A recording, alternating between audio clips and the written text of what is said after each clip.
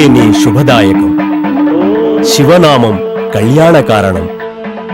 సర్వదేవతాగణంలో శిరోమణిగా భాసిల్లే పరమేశ్వరుడు ఆది మధ్య అంతాలన్నిటిలోనూ నిత్య మంగళకరుడు.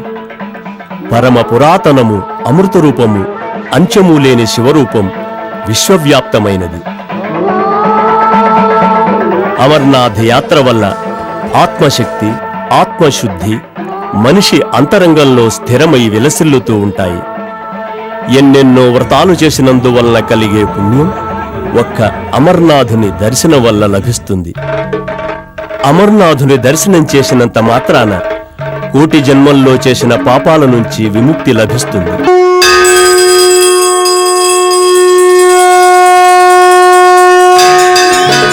శివలింగోపాసన వల్ల విద్య, సౌందర్యం, ఫలసిద్ధి, ఆరోగ్యం, సత్పుత్ర ప్రాప్తి కలగడమేగాక శివ పూజల వల్ల ప్రాణులు దీర్ఘాయువును, సుఖ సంతోషాలను పొందుతారు. అన్ని మనోవాంఛలు సిద్ధిస్తాయి.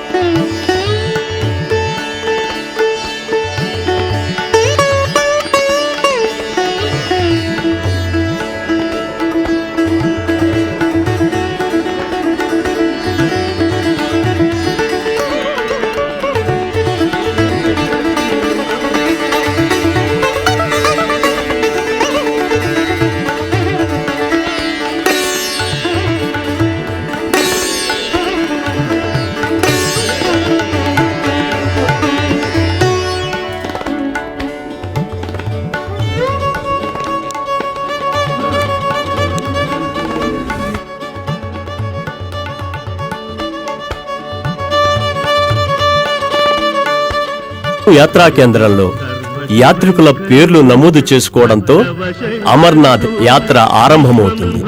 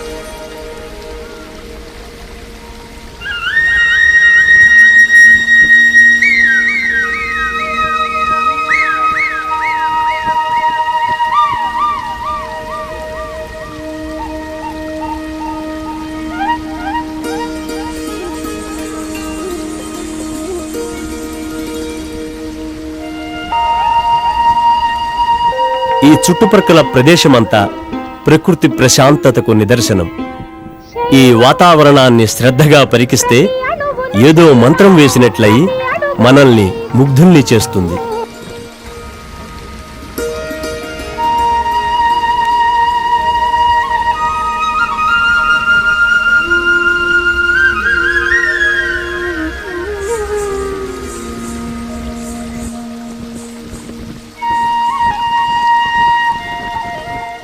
ఇక్కడి లోయల్లోని పచ్చదనాన్ని చూస్తుంటే ఎవరో తివాసీలు పరిచారా అనిపిస్తూ ఉంటుంది.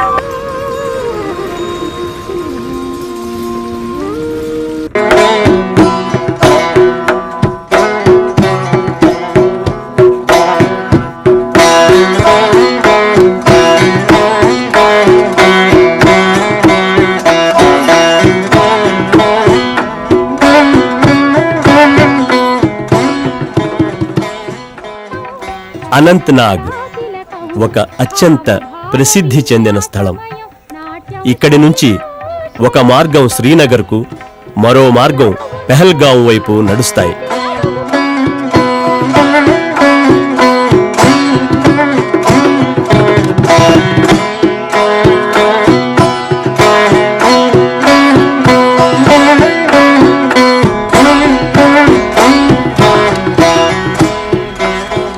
ఇక్కడి నుంచి పెహల్గాం రమారమి 36 కిలోమీటర్ల దూరంలో ఉంది. మార్గానికి పక్కపక్కగా శేష్నాగ్ నుంచి ప్రవహించే నది ఇది.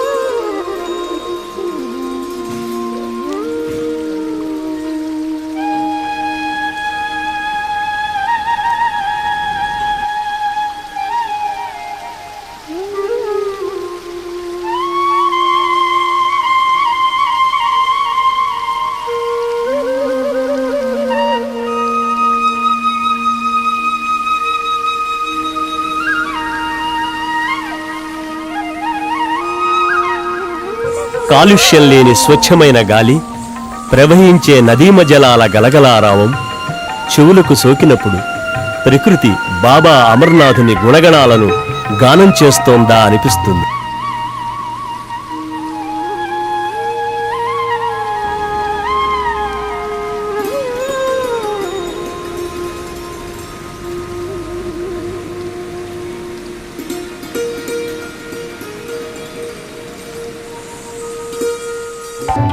పెహల్గాం అమర్నాథుని యాత్రలో సగభాగంలో ఉంది.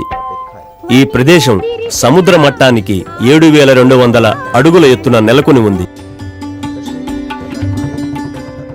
శ్రీ అమర్నాథుని పవిత్ర గుహ ఇక్కడ నుంచి 48 కిలోమీటర్ల దూరంలో ఉంది.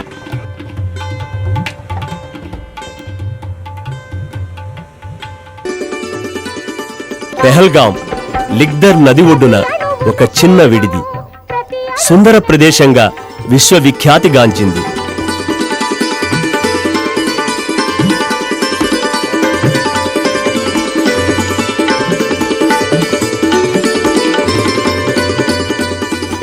పెహల్గాంకి 4 వైపులా ఎత్తైన పర్వతాలు ఉండడం వల్ల ఇక్కడ చలి చాలా అధికంగా ఉంటుంది.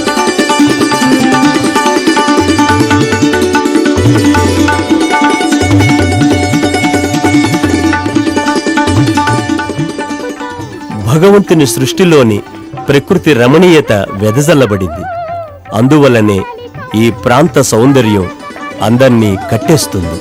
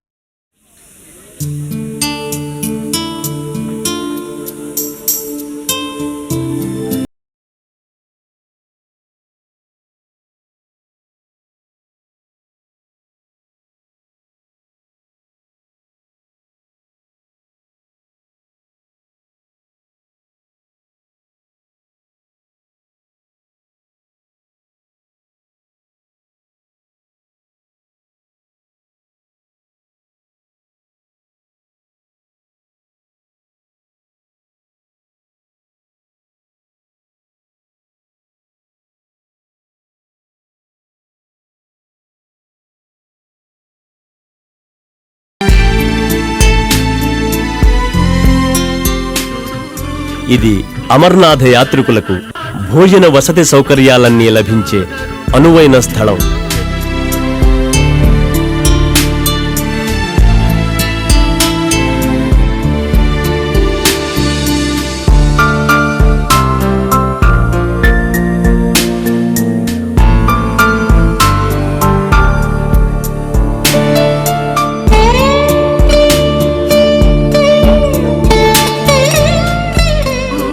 తీర్థయాత్రలో తినుబండార సామాగ్రిని సమకూర్చడం అత్యంత శుభకరము, పావనము అయిన చర్యగా భావిస్తారు.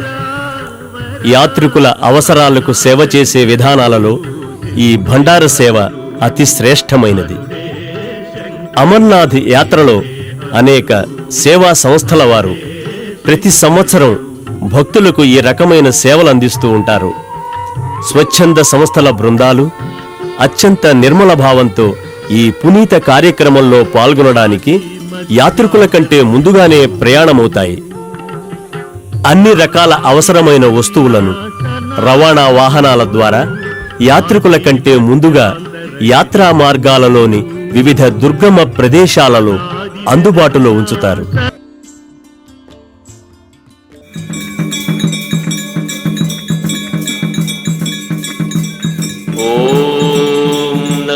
నమఃశివాయ.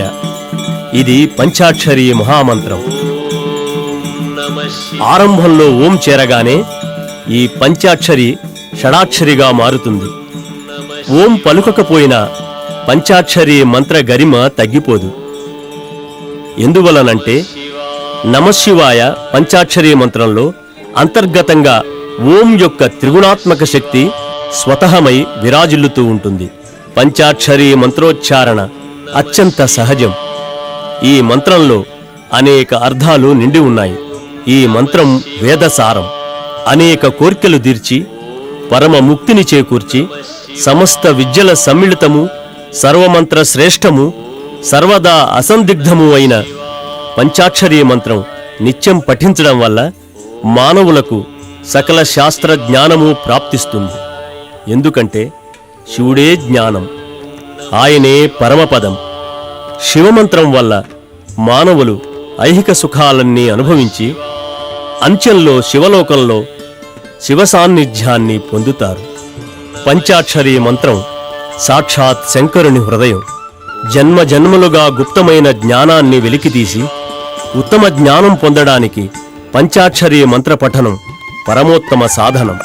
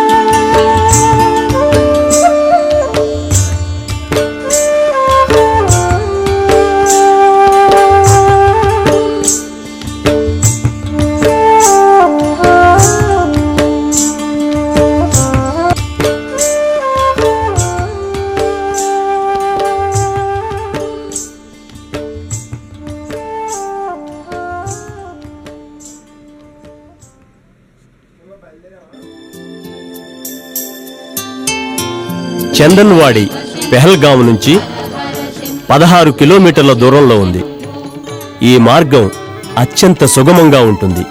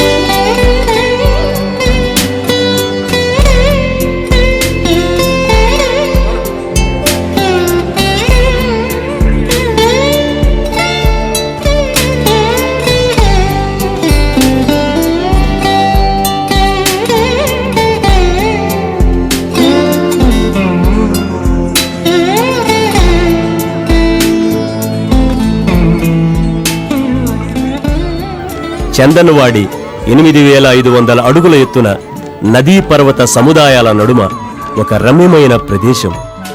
ఈ ప్రదేశాన్ని ఆశ్రమస్థానంగా కూడా పిలుస్తారు. అనేక సంస్థల వారు భక్తులకు తమ సంతర్పణా సేవలను ఈ ప్రదేశంలోనే ఆరంభం చేస్తారు.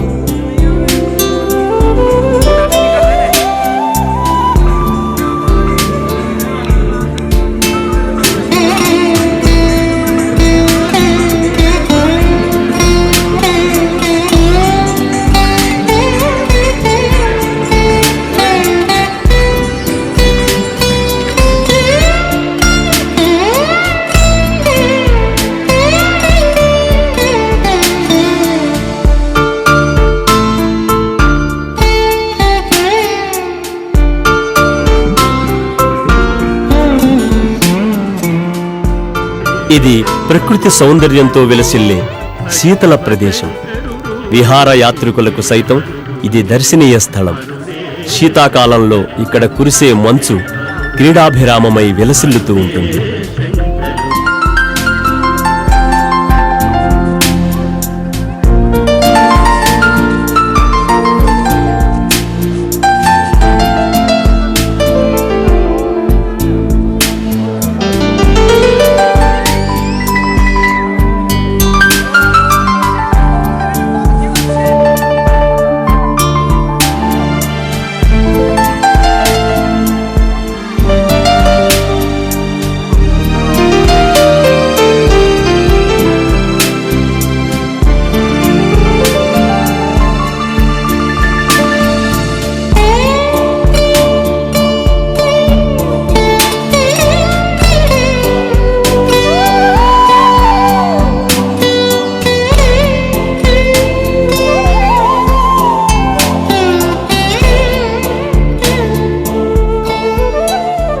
ధర్మపాలనకు కష్టపడడం, అహంకారాన్ని విసర్జించడం, విశుద్ధమైన కర్మలాచరించడం, ఇంద్రియాలను జయించడం, క్రోధరహితులు కావడం, నిర్మల బుద్ధిని సంతరించుకోవడం, సత్యభాషణుడు కావడం, ఇలాంటి ధైర్యవంతుడు, శ్రద్ధాళువు, ఏకాగ్రచిత్తులైన మనుషులు తీర్థయాత్రల వల్ల అసలైన ఉత్తమ ఫలితాలను పొందుతారు. గోడను కూల్చివేస్తే అప్పటిదాకా అంధకారంలో ఉన్న గదిలోకి సూర్యకాంతి ప్రవేశించి 4 వైపులా వెలుగులు విరచిమ్మినట్లు శివుని కృపను పొందిన దీనునికి శాంతి, ప్రశాంతి లభిస్తాయి.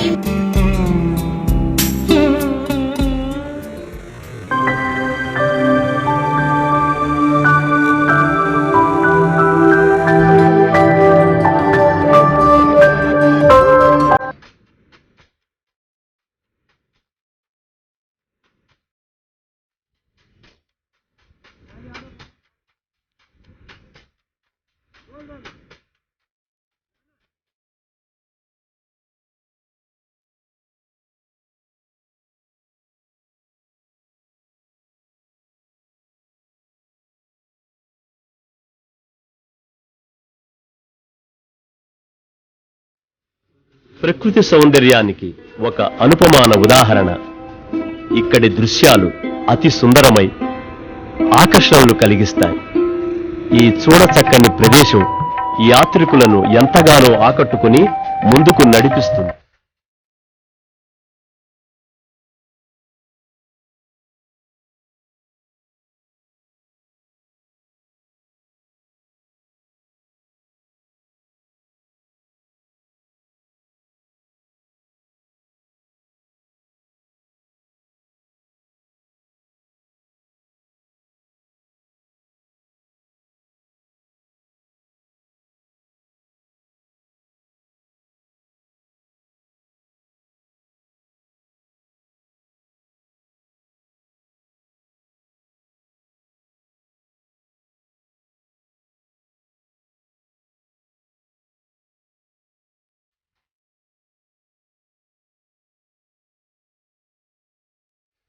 పర్వత సానువుల ప్రక్కన నడిచే మార్గంలో ఆ ప్రదేశాన్ని బంభం నాదాలతో ప్రతిధ్వనింపచేస్తూ యాత్రికులు గమ్యం చేరి అమర్నాథ్ దర్శన లక్ష్యం నెరవేర్చుకోవడానికి ముందుకు సాగిపోతారు.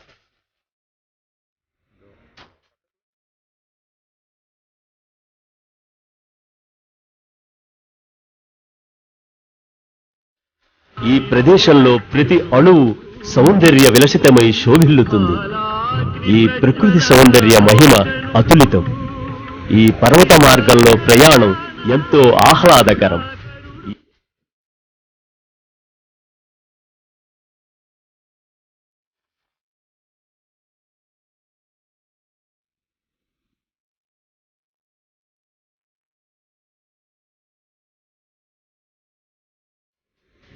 ఈ సుందర ప్రాంతం సర్వజనాకర్షణీయం. భారతదేశం నలుమూలల నుంచి అసంఖ్యాక యాత్రిక బృందాలు అత్యంత భక్తి శ్రద్ధా కుసుమాలను అమర్నాథునికి సమర్పించడానికి ఈ యాత్రకు తరలి వస్తారు. ఎంతో భక్తి శ్రద్ధలతో విదేశీయులు కూడా ఈ అమర్నాథ్ యాత్రలో సంఘటితమై ఆత్మానుభవాన్ని పొందుతారు. ఒకసారి శంకర భగవానుడు ఈపిస్ ఘాట్ పర్వత సానువుల్లో విహరించి శిఖరంపై విరాజితుడైనాడు. దేవతాగణమంతా శివుని దర్శనం చేసుకోవడానికి అక్కడికి కదిలారు. కాని ఈసారి రాక్షసులు కూడా శివదర్శనం కోరి దేవతలతో పాటు పయనమయ్యారు. కొంచెం దూరం వారి ప్రయాణం ప్రశాంతంగానే సాగింది. కాని ఈ పర్వత శిఖరం అధిరోహించే ముందే వారిలోని దైత్యగుణం ప్రజ్వరిల్లి రాక్షసులు వికృత రూపాలను ధరించారు. ఆ ప్రభావంతో దేవరాక్షస గణాల నడుమ ఘోర యుద్ధం జరిగింది. రాక్షసుల సంఖ్య అధికం కావడం వల్ల దేవతలు వారి చేతిలో ఓడిపోసాగారు. ఆ స్థితిలో దేవతలు మనస్సులోనే శంకరుణ్ణి ప్రార్థించారు.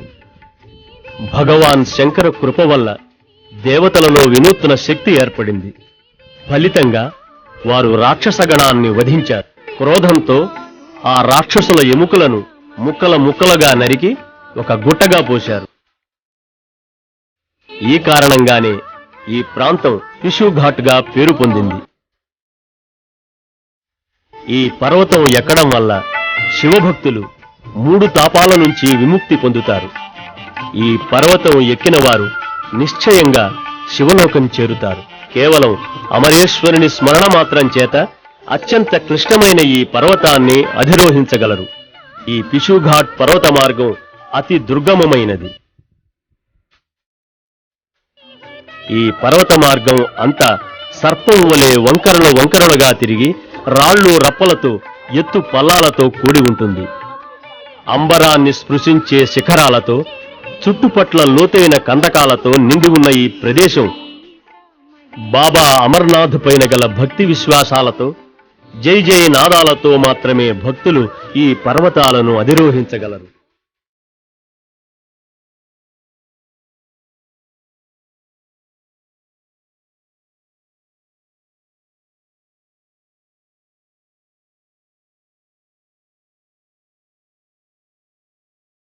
ఇంత ఎత్తున ప్రాణవాయువు కొరవడి ఒక్కొక్కసారి ఊపిరి అందదు.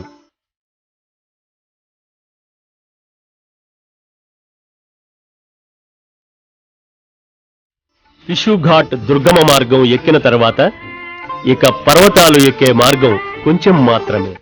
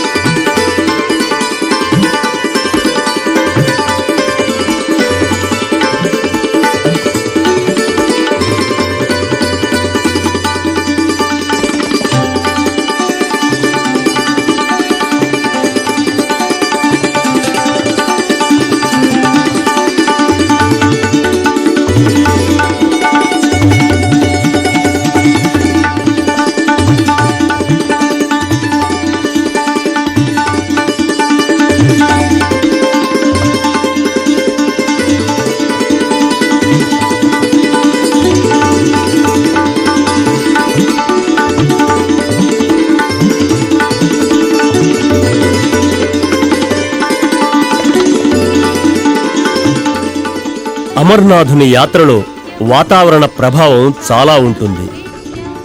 భారీ వర్షం, హిమపాతాల వల్ల ఇక్కడి వాతావరణం తరచుగా మారిపోతూ ఉంటుంది. ఇక్కడి వాతావరణంపై ఎటువంటి భరోసా ఉండదు. హిమపాతం వల్ల, వర్షం వల్ల ఉష్ణోగ్రత దిగజారిపోతూ ఉంటుంది. కొండ చర్యలు విరిగిపడుతూ ఉంటాయి. దీనివల్ల అనేక మంది యాత్రికులు మార్గమధ్యంలోనే ఆగిపోవలసి వస్తుంది. ఈ ప్రమాదాల నుంచి యాత్రికులను కాపాడడానికి జమ్మూ కాశ్మీర్ పర్యాటక వికాస్ నిగమ్ సంస్థ వారు అన్ని ఏర్పాట్లతో సిద్ధంగా ఉంటారు. అయితే యాత్రికులు తమ ఏర్పాట్లు తాము కూడా చేసుకోవాలి.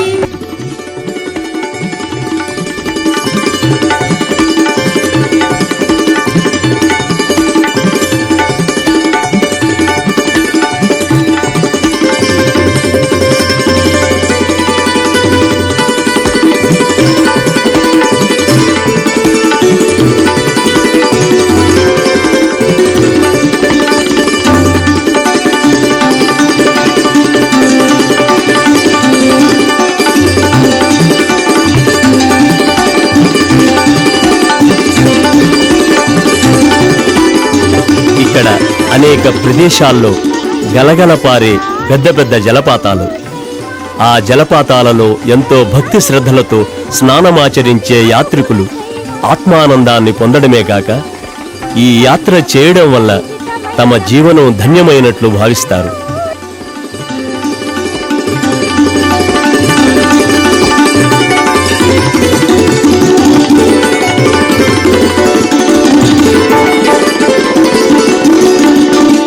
ప్రకృతి సౌందర్యానికి పరిపూర్ణ స్థానం. ఇక్కడ అణువణువు సౌందర్యభరితమే. ఇక్కడి లోయల్లోని పచ్చదనాన్ని చూస్తుంటే ఎవరో తివాసీలు పరిచారా అనిపిస్తూ ఉంటుంది.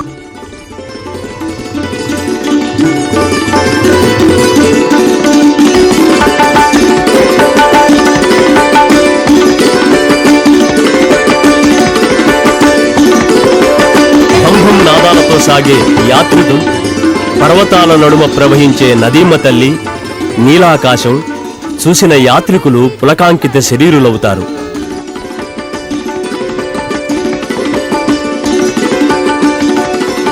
అమర్నాథుడు శాశ్వతుడు. ఈ పర్వత సముదాయాల నడుమ సాంసారిక పరివర్తనలో నిత్యనాటక లీలావేదికకు సుదూరంలో అమరనాథుని సేవకు పయనించడం శుభకరం.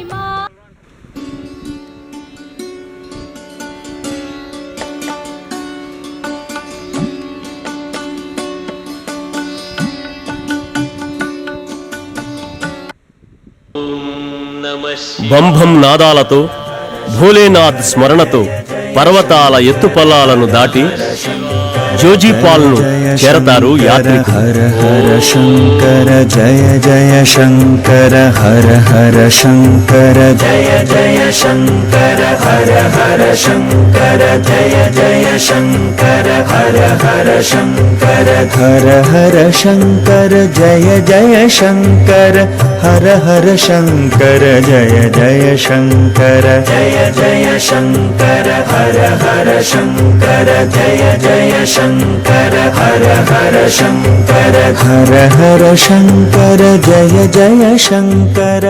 అతి విశేషము, అత్యంత పుణ్యదాయకము అయి కఠిన మార్గాన్ని దాటిన యాత్రికులకు సేవా సంస్థలందించే ప్రేమాభిమానాలు విశేషంగా చూరగొంటాయి. అలసిపోయిన భక్తులకు స్వచ్ఛమైన జలాలను సమకూర్చి దాహార్తిని తగ్గిస్తారా స్వచ్ఛంద సేవకులు. ఇంత ప్రేమపూర్వకమైన ఆదరణ మరొక చోట లభించడం కష్టమనిపిస్తుంది. ఒకవైపు నీలాకాశం, మరోవైపు కమ్ముకున్న మేఘరాశి, ఇంకొక వైపు హిమరాశులు, పొగమంచు చూస్తుంటే అద్భుత భావాలు ఉత్పన్నమవుతాయి. మందమందంగా వీచే శీతల వాయువులు, పొగమంచు విశ్రాంతిని ప్రేరేపిస్తాయి. ఆ విశ్రాంతి కూడా ఒక వినూత్న విశేష అనుభవమే. ఆ విశ్రాంతిలో ఎంతో ఆనందముంది, ఎంతో సుఖానుభూతి కలుగుతుంది. హర హర శంకర జయ జయ శంకర హర హర శంకర హర హర శంకర జయ జయ శంకర హర హర శంకర జయ జయ శంకర. ఈ తీర్థయాత్ర చేసే మనుషుల జన్మలు ధన్యమవుతాయి. సంసారంలో ఉండే అసత్యాన్ని గ్రహించి సత్యాన్వేషణకై తీర్థయాత్రలు చేసేవారికి సత్ఫలితం లభిస్తుంది. దేనికైనా శ్రద్ధ అతి ముఖ్యమైనది. శ్రద్ధాభక్తులున్న జీవులకు శివభగవానుడు దర్శన సులభుడు. శంకర జయ జయ శంకర హర హర శంకర జయ జయ శంకర హర హర శంకర జయ జయ శంకర హర హర శంకర జయ జయ శంకర హర హర శంకర జయ జయ శంకర హర హర శంకర హర హర శంకర జయ జయ శంకర హర హర శంకర జయ జయ శంకర జయ జయ శంకర హర హర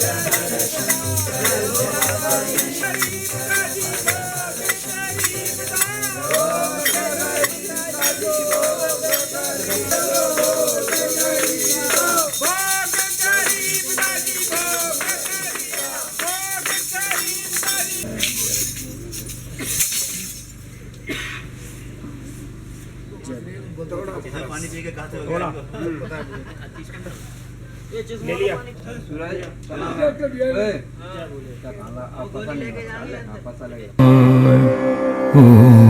నమః శివాయ ఓం నమః శివాయ. శేష్నాగ్ చందనవాడి నుంచి 13 కిలోమీటర్ల దూరంలో సముద్ర తలం నుంచి 12,500 అడుగుల ఎత్తున ఉపస్థితమై ఉంది. నమః శివాయ ఓం నమః శివాయ ఓం నమః శివాయ. ఆదికాలం నాటి మాట. ఈ శేష్నాగ్ పర్వతం మీద ఒక బలవంతుడైన రాక్షసుడు నివాసం ఉండేవాడు. ఆ రాక్షసునిది వాయుస్వరూపం. వాయు రూపంలో ఉండి అతడు దేవతలను అనేక విధాలుగా బాధించేవాడు. అపార శక్తిమంతుడు కావడం చేత దేవతలు ఆ రాక్షసుడి ఆగడాలను నిరోధించలేకపోయారు. వాడి అత్యాచారాలను భరించలేక దేవతలు సదాశివుని చేరి ప్రార్థించగా దేవతల వ్యధను విన్న శివుడు ఆ రాక్షసుడు తన వల్ల దీర్ఘాయువుగా వరాన్ని పొందాడని చెప్పి దేవతలను మహావిష్ణు సమక్షానికి పంపాడు. దేవతల కష్టాన్ని విన్న విష్ణుదేవుడు పాతాళలోకం నుంచి శేషనాగుని పిలిచి పర్వతంపైనున్న వాయుదైత్యుని అంతం చేయమని ఆజ్ఞాపించాడు. విష్ణు భగవానుని ఆజ్ఞతో శేషనాగ్ తన సహస్ర ఫణులతో వాయురూపి అయిన దైత్యుని మట్టుపెట్టాడు. అందువల్ల ఈ పర్వతానికి శేషనాగ్ పర్వతమని పేరు వచ్చింది. హర హర భోలే నమః శివాయ ఓం నమః శివాయ ఓం నమః శివాయ ఓం నమః శివాయ. ఇక్కడి సరస్సు సౌందర్యం పరమాద్భుతం. గుండ్రంగా చుట్టుకుని పడుకున్న ఒక మహాసర్పంలా ఈ పర్వతాల నడుమ పరుచుకున్న ఈ సరస్సు ఎంతో విశాలమైనది. హర హర భోలే నమః శివాయ. ఈ మార్గంలో అత్యంత సౌందర్య విలసితమైన పర్వత పంక్తులు, వాటి నడుమ లోతైన లోయలు అతి మనోహరంగా ఉంటాయి. ఈ సరస్సులో స్నానం చేస్తే యాత్రికులు అంతదాకా అనేక పర్వతాలు ఎక్కడానికి పడిన శ్రమనంతా మర్చిపోతారు. నమః శివాయ. ఇది అమర్నాథ యాత్రికులకు చాలా ప్రియమైన ప్రదేశం. భోజన వసతి సౌకర్యాలన్నీ లభించే అనువైన స్థలం. అనేక మంది యాత్రికులు ఇక్కడ విశ్రమించి ముందుకు సాగిపోతారు.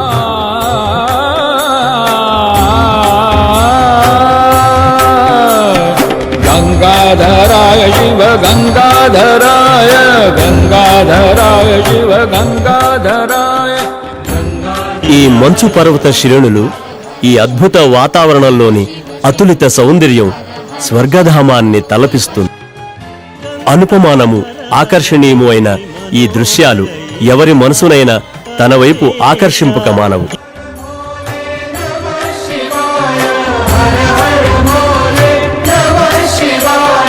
హర హర భోలే నమః శివాయ హర హర భోలే నమః. యాత్రికులకు రక్షణ సహాయం అందించడానికి భారత సైన్యపు హెలికాప్టర్ ఎప్పుడూ పైన ఎగురుతూ ఉంటుంది.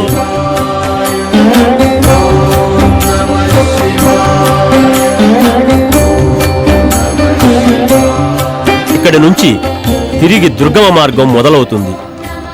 యాత్రికులు అతి కష్టం మీద శ్వాస పీలుస్తూ విశ్రాంతి తీసుకుంటూ భోలేనాథ్ను స్మరిస్తూ అమరనాథ దర్శనాభిలాషతో ముందుకు సాగిపోతారు.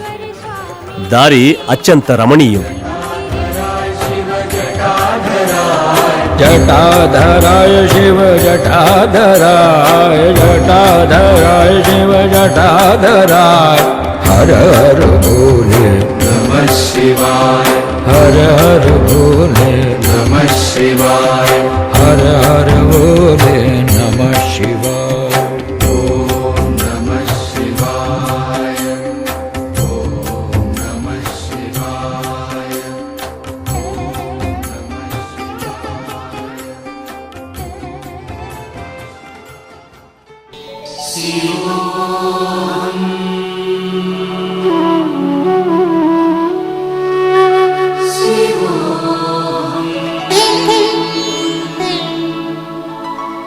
శివోహం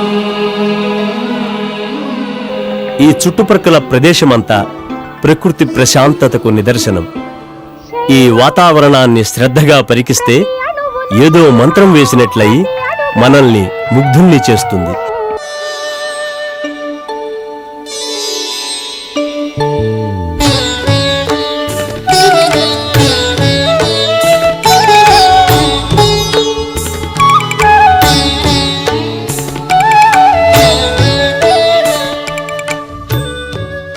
మహాగుణ్ స్టాప్.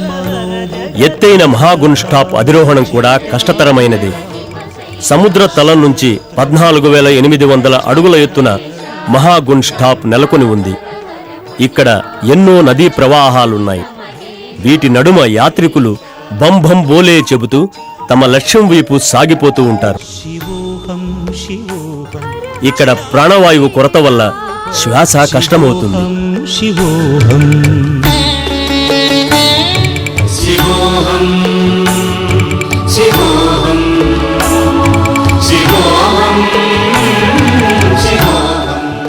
శేష్నాగు నుంచి పంజితరణి ప్రదేశం 13 కిలోమీటర్ల దూరంలో సముద్ర తలం నుంచి 11,500 అడుగుల ఎత్తున విలసితమై ఉంది.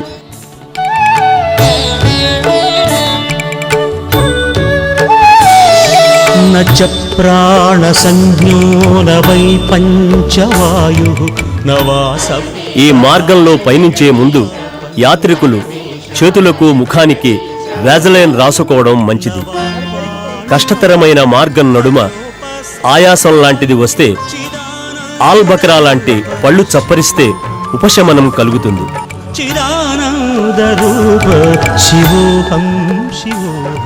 యాత్రికులు భైరవి పర్వతాల నడుమ 5 నదులున్న ప్రదేశంలో ఆగుతారు. అదే పంచతరణి.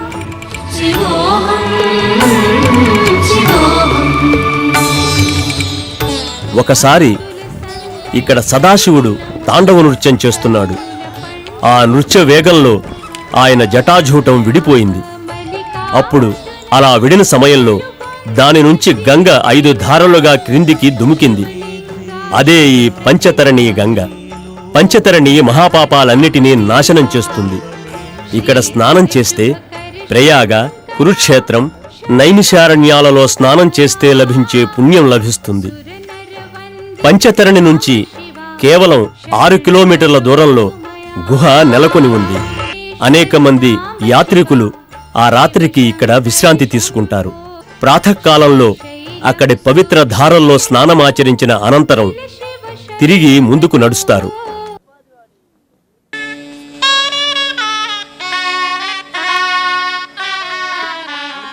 ఇప్పుడు మీకు ఓ అమరగాథను వినిపిస్తాం.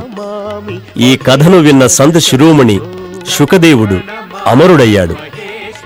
శివుడు అమరకథను ఏ సంసార జీవికి వినిపించదలుచుకోలేదు. అందువల్ల మహదేవుడు పార్వతీదేవిని కైలాసగిరిలోని ఏకాంత ప్రదేశంలో ఒక గుహలోకి తీసుకువెళ్ళాడు.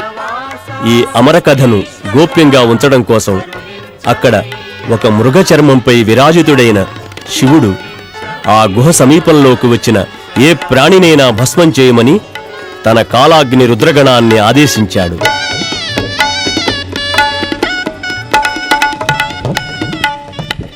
శివాజ్ఞను పాలిస్తూ ఆ రుద్రగణం గుహ ముందర నిలిచింది. కాని ఆ సమయంలో శివుడు ఆసీనుడైన మృగచర్మం క్రింద ఉన్న ఒక చిలక గుడ్డుపైన ఆ రుద్రగణ కాలాగ్ని ప్రభావం పడలేదు. ఎందువలనంటే ఆ సమయంలో ఆ గ్రుడ్డు ఇంకా జీవం పోసుకోలేదు. నిశ్చిత విధానం ప్రకారం ఆ గ్రుడ్డు నుంచి ఒక చిలక ప్రభవించింది. కాలాగ్ని ప్రభావం వల్ల అక్కడ ఏ ప్రాణి ఉండే అవకాశం లేదు. కాబట్టి ఈ చిలుక పుట్టిన విషయం భగవానుడు పరమేశ్వరునికి కూడా తెలియలేదు.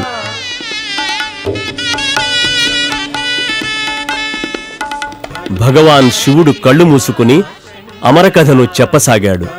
ఆ కథను పార్వతీదేవితో పాటు ఆ చిలుక కూడా వినసాగింది. ఆ అమరకథను వింటూ పార్వతీదేవి ఊకొడుతోంది. దైవమాయ చేత పార్వతీదేవిని నిద్రాదేవి ఆవరించింది. అచేతనంగా నిద్రలోకి జారుకుంది పార్వతీదేవి. శివుడు కథ చెప్పడంలో ధ్యాన నిమగ్నుడై పార్వతీదేవి నిద్రించడం గమనించలేదు. ఆ గుహలో దాక్కుని అమరకథను వింటున్న చిలుక మాత్రం పార్వతీదేవి నిద్రలోకి జారుకోగానే తనువు కొట్టడం ఆరంభించింది. కథ సమాప్తం కాగానే ధ్యానం విడిచిన శివునికి కళ్ళు మూసుకుని నిద్రిస్తున్న పార్వతీదేవి కనిపించింది. వెనువెంటనే నిద్రలేచిన పార్వతి తాను పూర్తి కథను శ్రవణం చేయలేదని చెప్పగా శివుడు ఆశ్చర్యచకితుడై మరి కథ చెబుతుంటే ఊకొట్టిందెవరని అడుగగా తాను కాదంది పార్వతీదేవి. అప్పుడు కథ వింటూ మరో ప్రాణెవరో ఊకొట్టిందని శివుడు నిశ్చయించుకున్నాడు. క్రోధితుడైనాడు. శివుని క్రోధం గమనించిన చిలుకను మృత్యుభయం ఆవరించింది. వెంటనే ప్రాణరక్షణ కోసం అక్కడి నుంచి వేగంగా ఎగిరిపోసాగింది. గమనించిన శివునికి అమరకథ ఈ చిలుకే విన్నదని అర్థమైంది. ఆ చిలుకను వధించడం కోసం శివుడు దాని వెంటపడ్డాడు.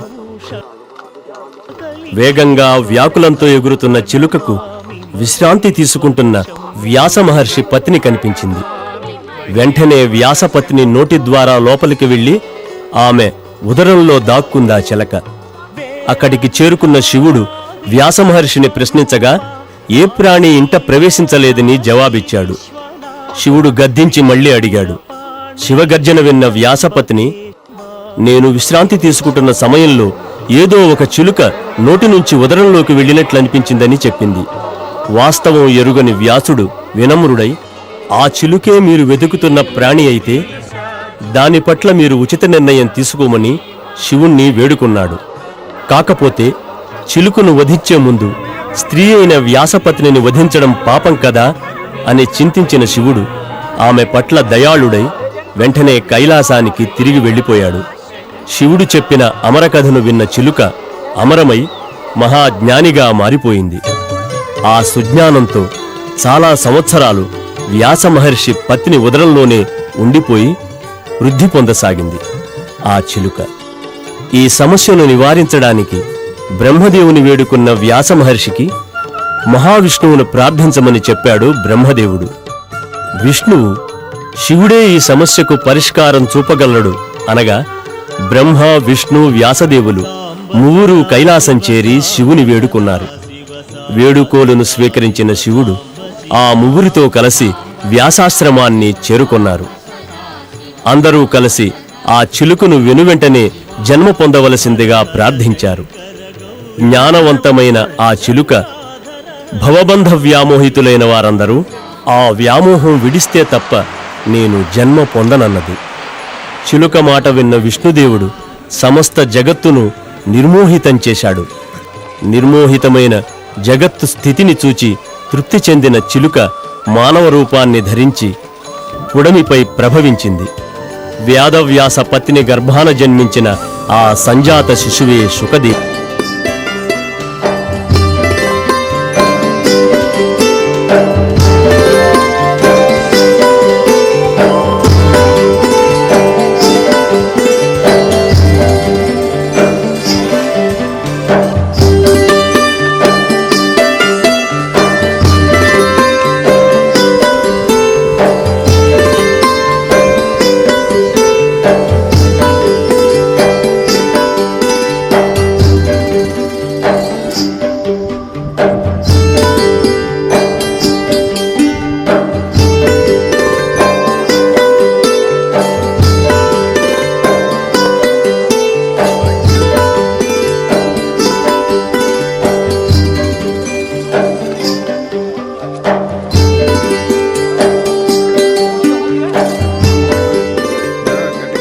శివలింగ పూజ అనంత శక్తికి, అనంత కాంతికి, అనంత భోగానికి, తుదిలో మోక్ష సాధనకు సుగమ మార్గం. ఎందువల్లనంటే శివుడు సద్గుణవంతమైన అనంత శక్తికి మూలమైనవాడు.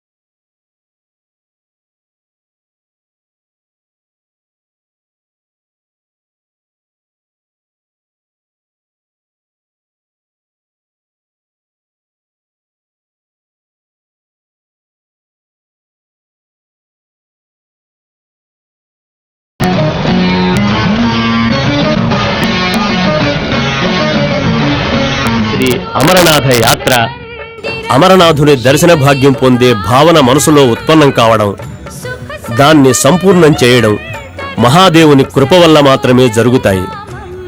యాత్రలో ఎన్నో కష్టాలు పడిన యాత్రికుల మనస్సులు అమరనాథ గుహ చేరి అమరనాథుని దర్శించగానే సేద తీరి పవిత్రమవుతాయి. ధర్మ భావనకు అసలైన ఫలితం లభిస్తుంది. అమరేశ్వరుని దర్శనం, పూజల వల్ల వివిధ రకాల శుభాలు కలుగుతాయి. సముద్ర తలం నుంచి 13,500 అడుగుల ఎత్తున విలసిల్లే అమరనాథుని పవిత్ర గుహ 150 అడుగుల పొడవు, 100 అడుగుల వెడల్పు ఉంటుంది. హిమపర్వత శ్రేణుల నడుమ ప్రకృతి నిర్మితమైంది ఈ పవిత్ర గుహ. ఈ గుహలో ఏర్పడిన హిమపీఠం పైన ఉపస్థితమై విరాజిల్లుతోంది ఈ అమరనాథుని హిమలింగం. ఇక్కడ వెలసిన పార్వతీదేవి పీఠం 51 శక్తి పీఠాలలో ఒకటి. భగవతి సతీదేవి కంఠం ఇక్కడ పడింది. గుహకు సమీపంలో తెల్లటి భస్మంలాంటి మట్టి దొరుకుతుంది. దీనిని యాత్రికులు తమ శరీరాలకు పులుముకొని అమరనాథుని దర్శనం చేసుకుని ఆ భస్మాన్ని ప్రసాదంగా ఇంటికి తీసుకువెళతారు. ఈ గుహపైన శ్రీరామ్ కుండు ఉంది. ఎక్కడో పర్వతాల నడుము నుంచి ప్రవహించే జలం బిందువులుగా ఈ శ్రీరామ్ కుండులోకి జారిపడుతూ ఉంటుంది. ఎవరైతే భక్తి విశ్వాసాలతో మనసుల్ని లగ్నం చేసి అమరనాథ యాత్రను చేస్తారో వారికి సకల శుభాలు, సర్వ సుఖ సంతోషాలు కలుగుతాయి. శ్రావణ పౌర్ణమి పవిత్ర రక్షాబంధనం రోజున అమరనాథుని గుహలో లింగాన్ని దర్శించడానికి ఎంతో ఆకర్షణీయమైన మేళా నిర్వహిస్తారు. ఆ హిమలింగ దర్శన సమయంలో పర్వత సానువులన్నీ ఓం నమఃశివాయ, హర హర మహాదేవ వంటి నాదాలతో, నామస్మరణలతో ప్రతిధ్వనిస్తూ ఉంటాయి.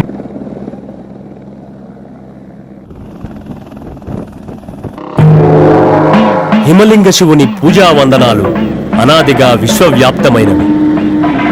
లింగ మూలంలో బ్రహ్మదేవుడు, మధ్య భాగంలో మహావిష్ణువు, పైభాగంలో ఓంకార రూపుడైన శంకరుడు విరాజితులై ఉంటారు.